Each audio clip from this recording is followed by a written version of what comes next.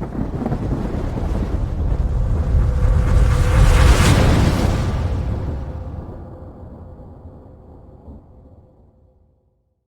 Friends, good morning. मैं मयंक तोमर आप सभी लोगों का अपेक्स अड्डा क्लासेस के ऊपर स्वागत करता हूं।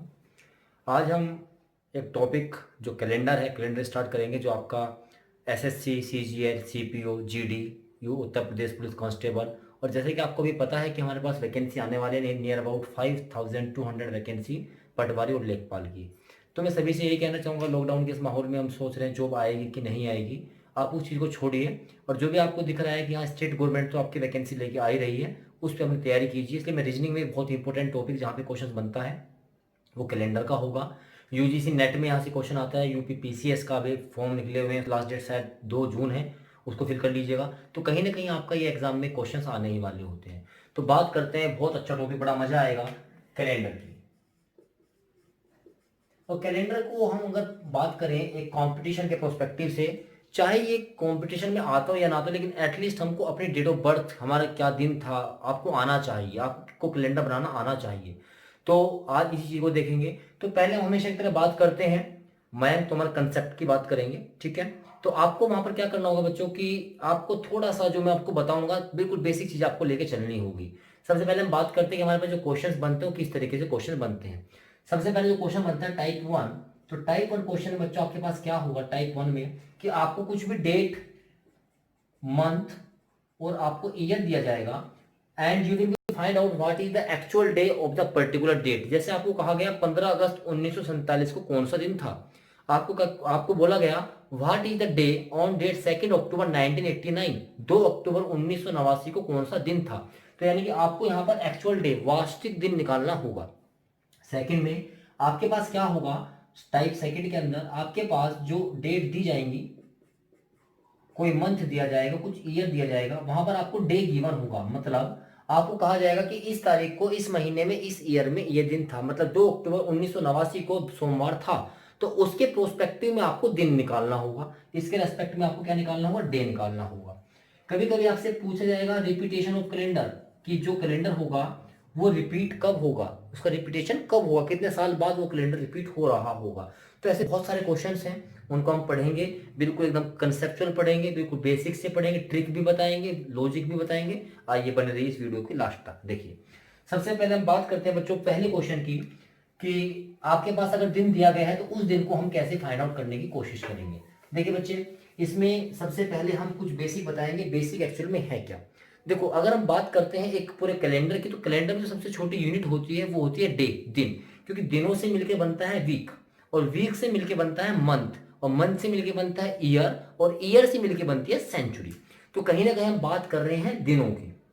अब हमारे पास पता है, जब हमारे पास दिनों के कॉम्बिनेशन बनता है तो 7 दिनों के कॉम्बिनेशन को हम कहते हैं एक सप्ताह, एक वीक। मैंने क्या कहा बच्चों, कि जब हमारे पास 7 दिन का एक कॉम्बिनेशन बनता है, इसको हम बोलते हैं क्या, वीक, यानी कि सप्ताह। तो यानी कि एक सप्ताह में कितने दिन होते हैं, 7 दिन होते हैं। तो यहीं से मैं टर्म निकालना चाहता हूं कि हमारे पास ये तो दिन थे, अब मैं यहाँ बात करता हूँ विषम दिनों की। किसकी बात करते हैं हम यहाँ पर, विषम दिन। मतलब इसको बोलते हैं बच्चों ओड डे। क्या बोलते हैं इसको, ओड डे।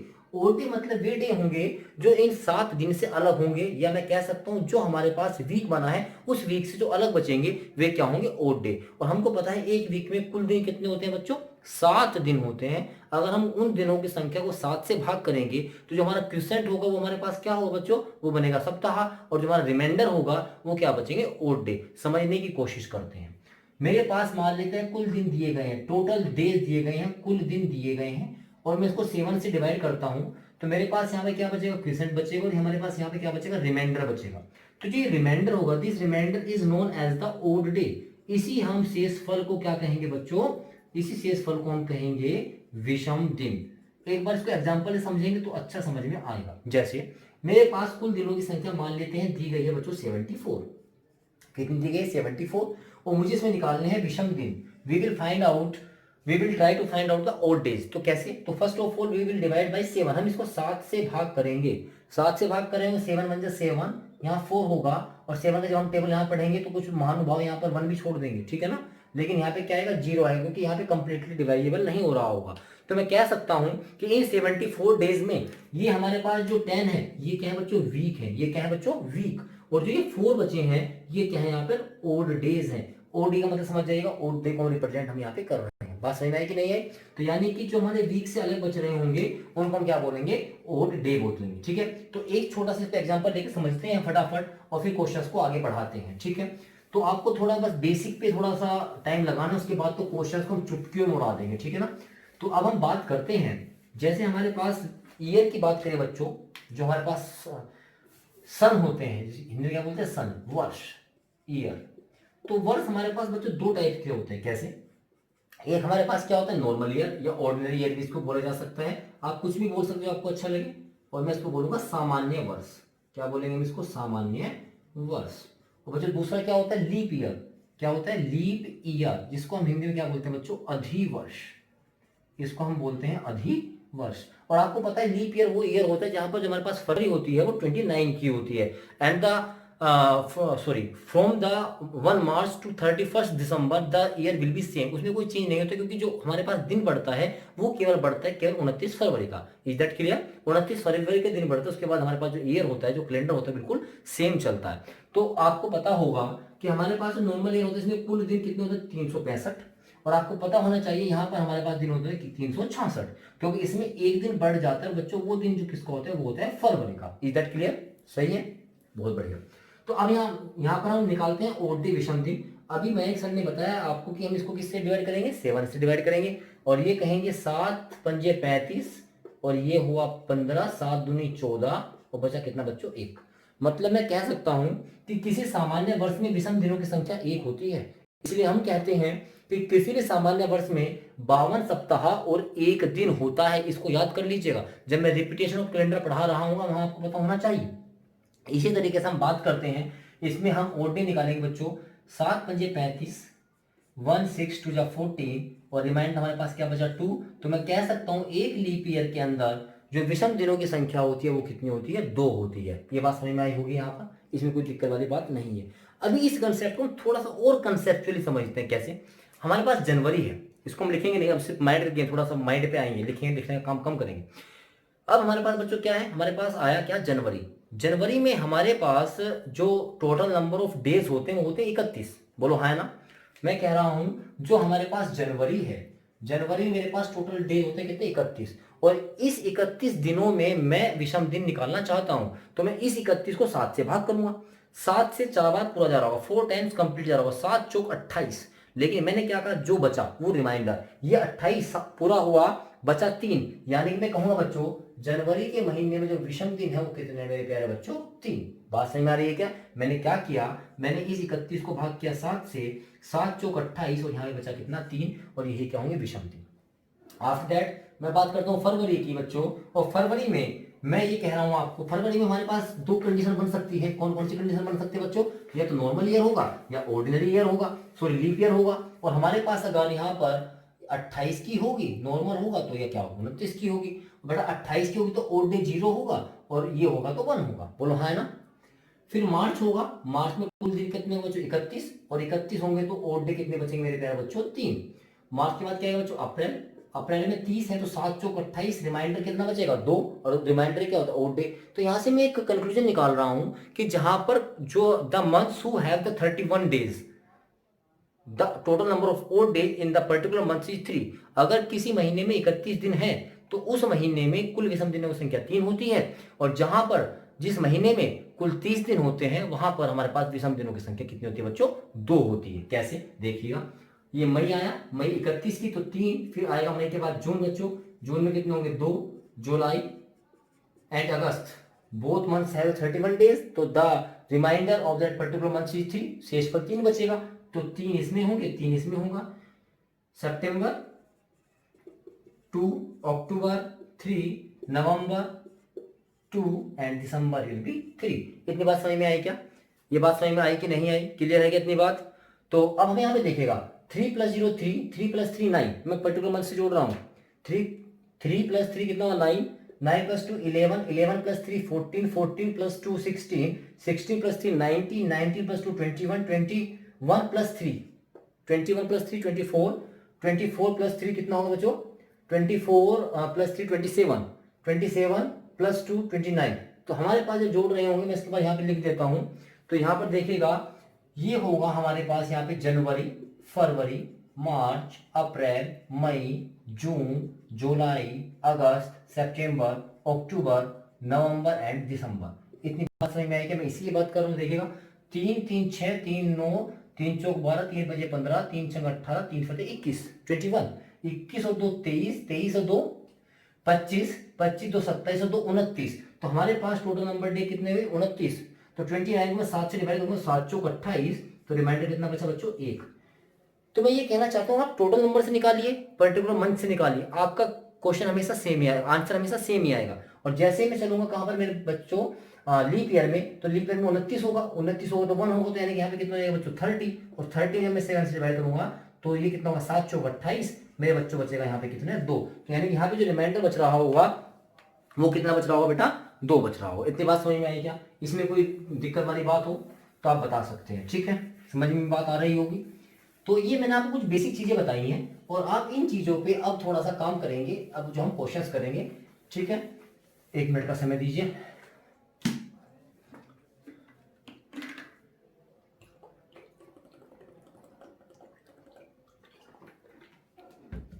चलिए अब हम बात करते हैं टाइप 1 की। तो टाइप 1 में बच्चों मेरे पास बहुत सारे पैटर्न, बहुत सारे मेथड्स हैं जहां से हम क्वेश्चन अपने कर सकते हैं, लेकिन एग्जाम में हमको अपना टाइम बचाना होता है, ठीक है? तो मैं आपको दोनों तरीके से क्वेश्चन करके दिखाता हूं, लेकिन आपको जज करना होगा कि आपको मयंक सर कंसेप्ट करना है या आपको लॉन्ग मेथड करना है। जैसे एक बड़ा अच्छा क्वेश्चन लेता है जिसमें मेरा प्यारा भारत आजाद हुआ था, बड़ा फेवरेट क्वेश्चन होता है और ये नॉर्मली पूछा भी जाता है कि find out the day on date 15 August 1947, कि 15 अगस्त 1947 को कौन सा दिन था। टाइप 1 की बात कर रहे हैं फिलहाल हम, और उस दिन शुक्रवार था बच्चों, इसको आप याद कर लीजिएगा, बहुत बार एग्जाम में आता है। पूछा गया 15 अगस्त 1947 को कौन सा दिन था, कौन सा, हिंदी में लिख देता हूं, कौन सा दिन था।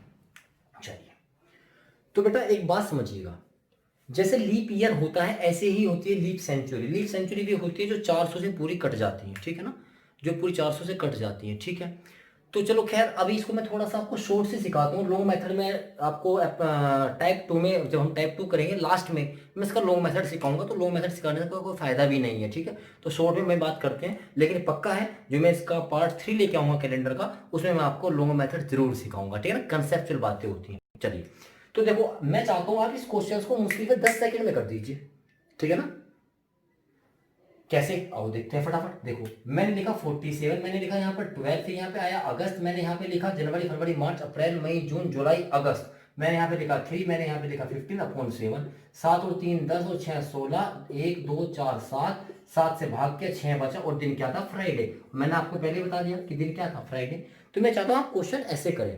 तो ऐसे क्वेश्चन करने के लिए थोड़ी सी मशक्कत तो करनी पड़ेगी। शॉर्टकट मतलब थोड़ा सा याद करना पड़ेगा, मतलब आपको कुछ कोड्स याद करने पड़ेंगे।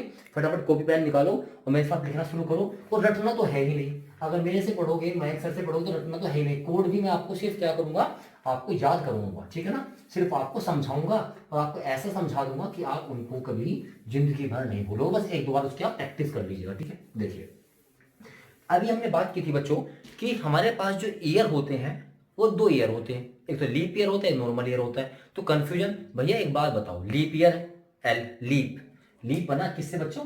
एल से बना। देखो मैं यहाँ पे लिख रहा हूँ, ठीक है ना, ये बना लीप, एल वाई का मतलब है लीप ईयर, और एल के बाद ही तो एन आता है नॉर्मल ईयर। जाहिर सी बात, तो ऊपर मैंने लीप ही लिखा और नीचे मैंने नॉर्मल लिखा। ध्यान से देखना बच्चों, और इसके मैंने 4 पार्ट कर लिए, ठीक है ना? इधर ध्यान से देखो, ठीक है? कितने पार्ट की मैंने इसके? 4 पार्ट की। तो देखो एल पहले आ रहा है तो एल ऊपर लिखा, एन नीचे आता है तो एन, भाई एल की वैल्यू 12 होती है। मैंने एक वीडियो बनाई थी, आप देख सकते हैं, वैल्यू याद करवाने वाली। एल की वैल्यू 12 होती है और एन की वैल्यू 14 होती है। तो जो पहले आया वो पहले, जो नीचे आया नीचे। अब मैंने इसको क्या किया, 4 पार्ट में डिवाइड किया। 4 पार्ट में डिवाइड करने के बाद बच्चों मैंने फर्स्ट पार्ट छोड़ा, लास्ट पार्ट छोड़ा, ठीक है, छोड़ दिया। अब हमने बीच के 2 पार्ट पकड़े, ये वाला और ये वाला। इसमें मैंने क्या किया, इसमें मैंने क्या, 5 का स्क्वायर, 5 का स्क्वायर कितना होता है? 25। 5 का स्क्वायर कितना होता है? 25। और 5 के बाद आता है 6, 6 का स्क्वायर कितना होता है? 36, लिख दिया मैंने 36। लेकिन मेरे प्यारे बच्चों आपको हर एक कॉलम में 3 डिजिट्स लिखनी है। कितनी डिजिट लिखनी है? 3 डिजिट। तो 3 डिजिट लिखने के लिए अगर मैं इससे पहले 0 लगा दूं तो कोई दिक्कत थोड़ा ना, दिक्कत तो कब आएगी जब बाद में लगाऊंगा। तो मैंने अब तक क्या किया, मैंने फर्स्ट कॉलम लास्ट कॉलम छोड़ा, बीच के 2 कॉलम पकड़ो, उसमें 5 का स्क्वायर लिखा 25, 6 का स्क्वायर लिखा 36। ठीक है, अब थोड़ा ध्यान दीजिएगा। अब इसमें जब मैं लास्ट कॉलम में जा रहा हूं तो मैं इसमें +1 ऐड करूंगा, तो 0 + 1 कितना होगा बच्चों 1, 3 + 1 कितना होगा बच्चों 4, और 6 में कोई चेंज नहीं करेंगे, क्योंकि जब हम रस पढ़ेंगे ना तो उसमें यति गति तुक होता है। और हाँ, मैं बता दूं आपको, हिंदी की सीरीज भी स्टार्ट हो रही है। ठीक है, और वो पटवारी, राजस्व विभाग और जितने भी स्टेट लेवल के एग्जाम होंगे हिंदी में ही लूंगा। ठीक है, तो आप उसी को भी अपना कंटिन्यू कर सकते हैं, उसके बारे में बाद में डिस्कस कर लेंगे। ठीक है, तो 6 में कोई चेंज नहीं होगा। ठीक है ना, जिए तो जिए कैसे बिन आपके, जैसे आपके, देखो यहाँ पे एक क्या है, राइम बन रही है, तो 6 यहाँ पे है तो 6 यहाँ भी होगा, इसमें हम कोई चेंज करने वाले नहीं हैं। ठीक है ना, और जो मैंने ऊपर लिखा जू का तू आपको लिखना है नीचे, इसमें हम कोई चेंज बच्चों नहीं करने वाले हैं। राइट, चलिए अब ये क्या लिखा मैंने यहाँ पर 36 36 से अब हम रिवर्स चलेंगे। 36 से पहले क्या आता है 35, वर्चुअली सोचना है। ठीक है ना, वर्चुअली, लेकिन 36 से 35 आता है, लिखना नहीं है। 35 से पहले क्या था 34, 36 से पहले 35 लिखना नहीं है, 35 से पहले क्या था 34 लिखना है। लेकिन सर ने बोला था हर कॉलम में 3 लिखने हैं, तो 0 लगा दीजिए। और भाई बच्चों 0 3 के साथ जो यहाँ किया था वो यहाँ क्या करना है, 0 3 के साथ मैंने क्या किया था +1 तो 3 0 + 1 1, 3 + 1 4, और 4 में कोई चेंज नहीं किया। And this is the code for all months, this is the code for January, this is the code for February, this is the code for March, this is for April, this is for May, June, July, August, September, October, November and December। Right, आप एक बार देखिए, फिर मैं एक बार repeat कर देता हूँ। First column last column छोड़ दीजिए, 5 का स्क्वायर 25, 6 का स्क्वायर 36, 0 0 0 + 3 + 1, तो 0 + 1 1, 3 + 1 4, 6 जो का तो ऐसे 0 34। ठीक है ना, ऐड कर ली तो 0 2 3 0 25 0 36 146, ये कोड आपको याद होना चाहिए। फोन नंबर तो आप बड़ा आसानी से याद कर लेते हैं। ठीक है ना, कोई भी आपको फोन नंबर ऐसे बोल दे तो आप उसको आसानी से याद कर लेते हो। तो जो हमारे एक नंबर दिलाने वाला है, एक नंबर बहुत बड़ा नंबर होता है। इसी तरीके से हमारे पास जो स्टार्ट होगा, वो हमारा जो वीक स्टार्ट होगा वो आपका सैटरडे से स्टार्ट होगा। किससे स्टार्ट होगा, सैटरडे। मतलब अगर रिमाइंडर 0 बच रहा है, 0 is represent to the day of Saturday. तो एसएटी से समझ जाना है। ठीक है ना, 1 का मतलब यहाँ पे कोई चेंज नहीं कर सकते, सैटरडे के बाद संडे आता है, ये मंडे होगा। अब बच्चों इसको मिक्स मत कर देना प्लीज कि आपने कुछ कोड कहीं से उठाए कुछ कोड कहीं से उठाए, नहीं, ये ही एक पैटर्न है, सेम आपको अप्लाई करना होगा। फिर आएगा ये आपका Wednesday, this is the Thursday, this is the Friday, sorry ये 5 होगा यहाँ पे, 4 5 और 6 क्या होगा फ्राइडे। मतलब आप ये कहोगे कि आपके पास जो वीक होगा वो आपका सैटरडे से स्टार्ट होगा और वो आपका चलने वाला है कहां तक, फ्राइडे तक। ठीक है, चलो अब वो क्वेश्चन हम देखते हैं एक बार।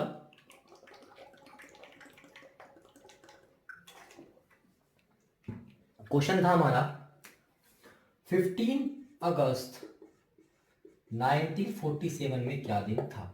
तो मैं एक पैटर्न लिखूंगा बच्चों, उस पैटर्न को आपको फटाफट नोट करते हुए चलना है, वो आपका यूनिक पैटर्न हमेशा लगेगा। चलिए मैं यहां लिखता हूं उस पैटर्न को। सबसे पहले मेरे प्यारे बच्चों क्या करना है आपको, स्टेप नंबर 1, जो भी आपको ईयर दिया जाएगा उसमें से हमेशा आपको 1900 माइनस करना है। कितना, 1900। ईयर कितना है बेटा, 1947 माइनस 1900 कितना बचा, 47। जो भी बचा उसको यहाँ पर लिख दिया। कोई दिक्कत है क्या, नहीं है। अब जो यहाँ पर सेकंड स्टेप में क्या करेंगे, जो भी आपके पास ये आया है इस 47 को ऑलवेज डिवाइड बाई 4, इसको हमेशा 4 से भाग करना है। 4 1 जा 4 7, 4 1 जा 4, रिमाइंडर 3, इससे कोई मतलब नहीं है, मतलब है तो किससे, आपके क्वेश्चन भागफल से। कितना बचा बच्चों, 11। इस 11 को लाओ ऐड कर दो। नंबर 3, कोड ऑफ मंथ, जो भी महीना है उसको कोड देखना है। August this is the August, code 3 +3। जो भी आपको गिवन डेट है, जो भी आपको तारीख गिवन है उसको ऐड कीजिए। गिवन डेट बच्चों कितनी है, ये रही 15 अगस्त। और हमको डे निकालना, आपको पता है डे निकालने के लिए तो भैया डिवाइड बाई 7 ही करना पड़ेगा। कितना करना पड़ेगा, डिवाइड बाई 7, दैट्स इट। 7 और 3 10 और 6 16, 1 2 2 3 4 7, और भाग करेंगे बच्चों 7 एकम 7, 6 0 और 6, 6 को रिप्रेजेंट कर रहा है फ्राइडे को, 6 को रिप्रेजेंट कर रहा है फ्राइडे को। ठीक है ना, तो ये आंसर है। तो एक बार दोबारा फिर कर देता हूँ। पहले क्या किया बच्चों, इसमें से 1900 घटाया, 1900 घटाने के बाद क्या है 47, इस 47 को 4 से डिवाइड किया तो 11 आया, रिमाइंडर से कोई मतलब नहीं था। अगस्त का कोड 3 था, 15 तारीख लिखी, जोड़ा, रिमाइंडर जो आया ये कितना हुआ 7, इसको 7 से डिवाइड किया, तुम्हारे पास आंसर क्या है फ्राइडे। बात समझ में आई क्या? अब इसके फटाफट 2 क्वेश्चन और देख लेते हैं, देखिएगा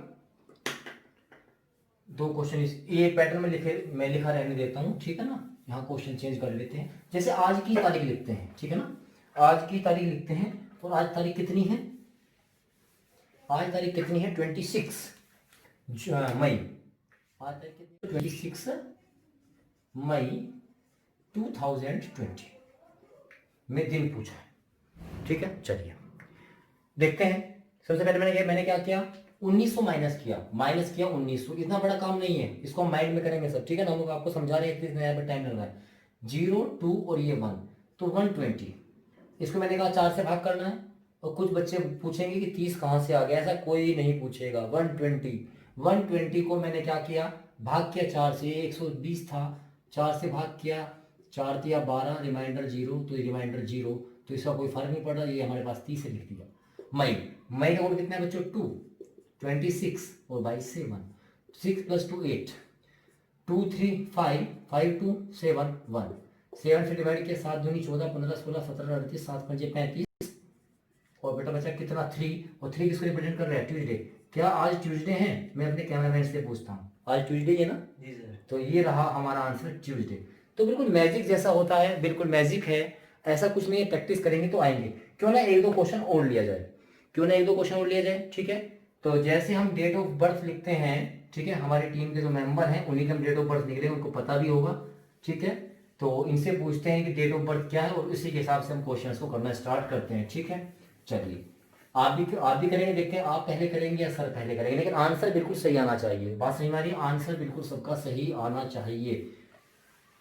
अब मुझे क्या डेट ऑफ बर्थ तुम्हारी बताइए? 22 अगस्त 2001। 22 अगस्त 2001। आप बताएंगे इस दिन क्या दिन था। 10 सेकंड में क्वेश्चन करना है, फटाफट माइनस किया तो 101 बचा, 4 दूनी 8, 4 दूनी 8, अगस्त का कोड बच्चों 3 था, प्लस 22/7, 3 और 2 5 और 2 7 और 1 8, 2 2 4 और ये 1 7 से भाग करेंगे, 7 दूनी 14, 8 7 एकम 7, रिमाइंडर 1 बचा। और 1 किसका रिप्रेजेंट कर रहा है? संडे। क्या उस दिन संडे था? 22 अगस्त 2001 को, ये चेक करना पड़ेगा, ठीक है ना।